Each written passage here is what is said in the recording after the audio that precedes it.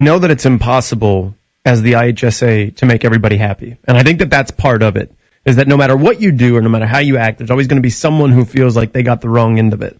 And we start with one that has undoubtedly been a hot topic issue in Springfield and probably will continue to be now that the success factor rule, it appears, has been implemented formally for the 2015-2016 season. That affects Sacred Heart Griffin locally. And now it only affects non-boundaried schools or the non-public schools, the parochial schools, if you will. And if I get this right, if they've won 2 trophies in the last 4 years and at least 1 in the last 2 years, then they're subject to jump up a class because of that success. Am I close to right there? You're 100% accurate. Yeah, you're right on it. Okay, so you guys sat on that for a year.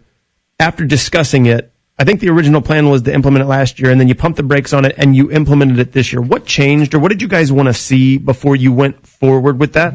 When we released it, when we released that information, our board of directors, they received a lot of response and a lot of people who had, sometimes I think we get that tunnel vision, we live in that bubble, and while we are out and talking to people and a lot of people are very involved in what we're doing, there's a lot of people who aren't. I mean, we're dealing with principals and athletic directors who have a lot going on within their schools. And generally the reaction was just sort of, people didn't feel informed on it, and our board wasn't comfortable with that. So they said, hey, we're gonna put together a presentation. We do these town hall meetings every November where every school in the state has to attend one. So it's a great opportunity to do things like this. So we said, all right, they said, we want you guys to educate people on that, get feedback, get information. We're willing and ready to look at anything. We're ready to tweak it. So that's what we did. And really, I think there was a lot of education that went in between those 2 times, between the announcement of it, then the delay of it, and then before we got to those town hall meetings. I think by the time we got to the town halls,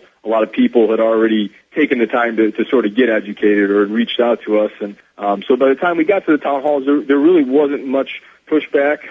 There's a group of private schools, ICOPs, that's taken active interest in it, not surprisingly, and have come and met with our board a few times and have talked over a few parts of it. And, I think the biggest thing that's got lost in this, people go right to the success formula and the bumping the schools up, but sort of the other part of it is that in that process, they changed the multiplier waiver, and there's going to be across the board, there's going to be hundreds, if not thousands, of private school programs that are now not multiplied as a result of this. While on the other end of the spectrum, it's probably maybe between 12 and 20, something like that, schools that have the success factor. So while people immediately go to they're picking on private schools again, and I'm a private school graduate, as but there is a piece in there that significantly helps, a lot of private school programs. And ultimately the plan is to try and shake out the multiplier in which it's applied not so uniformly across the board, where it sort of settles according to the situation of each non-boundary.